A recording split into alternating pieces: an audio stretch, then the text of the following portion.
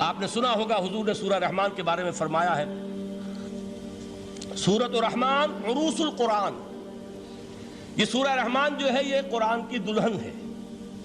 جیسے دلہن کو آپ خوشنما لباس پہناتے ہیں، آراستہ پیراستہ اس کو گہنے اور اس کو زیور پہناتے ہیں، تو جس طریقے سے سجاتے ہیں آپ دلہن کو، اللہ تعالیٰ نے ایک سورت قرآن مجید میں یہ ایسی رکھی ہے سورہ رحمان کہ اسے خوب سجایا ہے.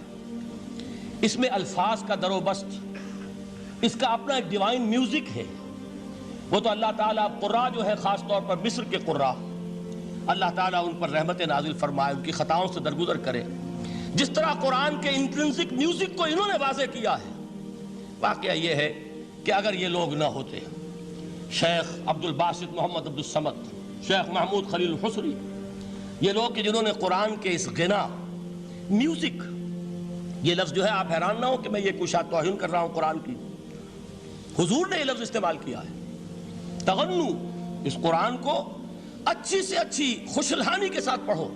من لم یتغن بالقرآن فلیس منا، جو قرآن کو بہتر سے بہتر انداز میں، اچھی سے اچھی آواز میں، خوشلہانی کے ساتھ پڑھنے کی کوشش نہیں کرتا، وہ ہم میں سے نہیں ہے. بلکہ ایک مرتبہ حضور رات کے وقت آپ گشت پر تھے اپنے ساتھیوں کے حالات معلوم کرنے کے لیے.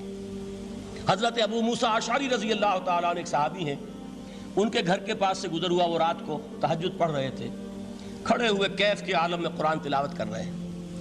حضور کو بہت پسند آئی ان کی قرات، کافی دیر تک وہاں کھڑے سنتے رہے. اب انہیں کیا پتا کون سن رہا ہے. بالکل اسی طرح سمجھ لیجئے ایک بات یاد آئی ہے. حضور فرماتے ہیں کہ جس طرح کان لگا کر اللہ قرآن کو سنتا ہے، کسی چیز کو نہیں سنتا. ہمیں نظر نہیں آتا نا، ہمیں معلوم نہیں، ہم قرآن پڑھ رہے ہیں تو سننے والا کون ہے؟ سب سے زیادہ کان لگا کر خود اللہ. یہاں اس لیے مجھے یاد آیا کہ ابو موسیٰ اشعری کو کیا پتا تھا کہ کون سن رہا ہے. وہ اپنی کیفیت میں نماز میں تہجد میں قرآن کی تلاوت کر رہے تھے، اور ظاہر بات ہے ان کے گھر ایکڑوں میں بنے ہوئے نہیں تھے، ایک ایک کمرہ، ایک ایک کوئی حجرہ، ایسے تو گھر تھے نا صحابہ کے. لہذا حضور پاس سے گزرے، آواز آئی، کافی دیر سنتے رہے. اس کے بعد آپ تشریف لے گئے، صبح فجر میں ملاقات ہوئی تو حضور نے تحسین کے انداز میں فرمایا، یا ابا موسیٰ انک قد اوتیت مزمارا من مزامیر آل داؤد. اے ابو موسیٰ، تمہیں تو آل داؤد کے سازوں میں سے ایک ساز اللہ نے عطا فرما دیا ہے.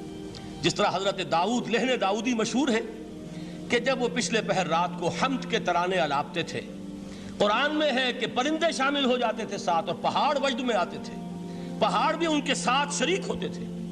تو جس طرح کا اللہ نے ان کو لہن عطا فرمایا تھا، حضور نے تحسین کے انداز میں فرمایا ہے ابو موسیٰ اشعری، اللہ نے تمہیں بھی آل داؤد کے سازوں میں سے ایک ساز عطا فرمایا.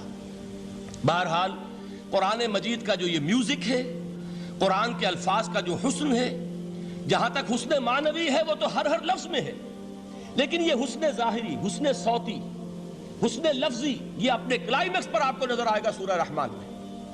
لیکن قرآن میں یہ سورت اس اعتبار سے بھی ممتاز ہے، اس کی 4 آیات پر ذرا توجہ کریں گے، عجیب حقائق سامنے آئیں گے. جہاں یہ قرآن مجید کے حسن صوت اور حسن لفظی کی معراج ہے، وہیں اس کی پہلی 4 آیات میں 4 چوٹی کی چیزوں کا ذکر ہے، سب سے اونچی چیزیں.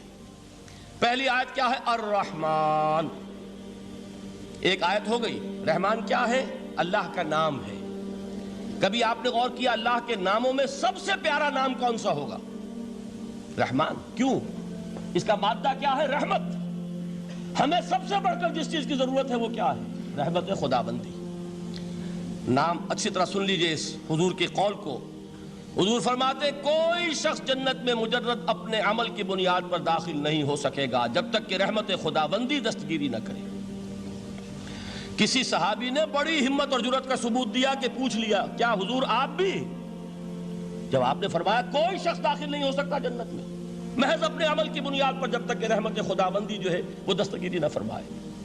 پوچھا گیا کیا آپ بھی؟ آپ نے فرمایا ہاں میں بھی. آپ انداز کیجئے کہ اگر محمد الرسول اللہ بھی رحمت خداوندی کے ضرورت مند ہوں تو تاب دیگراں چے رسد، ہماری تو سب سے بڑی ضرورت رحمت خداوندی ہے. اب یہ رحمت جو ہے قرآن مجید میں اللہ تعالیٰ کی یہ شان 2 الفاظ کے ذریعے سے آتی ہے، رحیم اور رحمان. اور کوئی مادہ نہیں ہے جس سے 2 نام بنتے ہوں اللہ کے. لیکن یہ مادہ ہے واحد رحمت کا کہ جس سے رحمان بھی ہے رحیم بھی ہے۔ رحیم صفت مشبہ ہے، رحمت دائم ہو جائے گی، مستقل ہوگی تو رحیم کہیں گے، اور رحمان اس میں رحمت کی ہے وہ شان ہے کہ جیسے ٹھاٹھے مارتا ہوا سمندر ہو، ہیجان کی کیفیت، طوفانی کیفیت، رحمت خداوندی کا طوفانی جوش، وہ ہے رحمان۔ آپ تو رہتے اس علاقے میں ہیں، آپ کو معلوم ہے عرب اگر بھوکا مرا جا رہا ہو تو کیا کہے گا؟ انا جوعان۔ پیاسا مرا جا رہا ہو انا عطشان۔ بہت غضبناک ہوگا غضبان، غضبان آصفہ قرآن میں آیا ہے، بہت غضبناک۔ رحمان جس کی رحمت جو ہے جوش میں ہے، ٹھاٹھے مارتے ہوئے سمندر کے مانند۔ تو یہ اللہ تعالیٰ کے ناموں میں سب سے پیارا نام۔ اب آگے چلیے، الرحمن علم القرآن، رحمان نے قرآن سکھایا۔ رحمت خداوندی کا سب سے بڑا مظہر، رحمان کی رحمانیت کا سب سے بڑا مظہر قرآن ہے۔ ان میں جو منطقی ربط ہے اس کو سمجھتے جائیے۔ اچھا آپ یہ سوچئے، جو علم بھی انسان کو حاصل ہوا وہ کس نے دیا؟ اللہ نے۔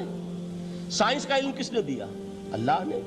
علم آدم الاسماء کلہا، وہ علم الاسماء جو حضرت آدم کو دے دیا گیا تھا ازل میں، یہ اسی کا ظہور ہے، یہ اسی کی ایکسفولیشن ہے جو ہو رہی ہے اور ہوتی رہے گی ابھی۔ اور دوسرے علم ہے وہ کس نے دی؟ اللہ نے دی۔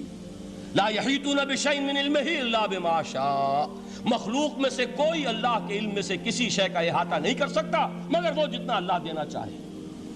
لیکن یہ کہ تمام علوم میں چوٹی کا علم قرآن۔ نوٹ کرتے جائیے، اب چوٹی کی چیزیں جمع کیجئے۔ اللہ کے ناموں میں چوٹی کا نام رحمان، اللہ نے جو کچھ انسان کو سکھایا اس میں چوٹی کا علم قرآن۔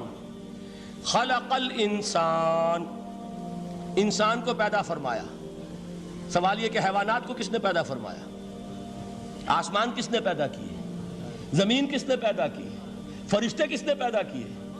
کیا مطلب خلق الانسان؟ اس کی تمام مخلوقات میں اس کا کلائمیکس، اس کی تخلیق کی معراج، اس کے تخلیق کا نقطہ عروج انسان ہے۔ یہ ہے کہ جو مسجود ملائک بنا ہے۔ وَلَقَدْ كَرَّمْنَا بَنِي آدَمَ وَحَمَلْنَاهُمْ فِي الْبَرِّ وَالْبَحْرِ وَرَزَقْنَاهُمْ مِنَ الطَّيِّبَاتِ وَفَضَّلْنَاهُمْ عَلَى كَثِيرٍ مِّمَّنْ خَلَقْنَا تَفْضِيلًا۔ تو تخلیق میں سب سے اونچی تخلیق انسان کی، علموں میں سب سے اونچا علم قرآن کا، اللہ کے ناموں میں سب سے اونچا نام رحمان۔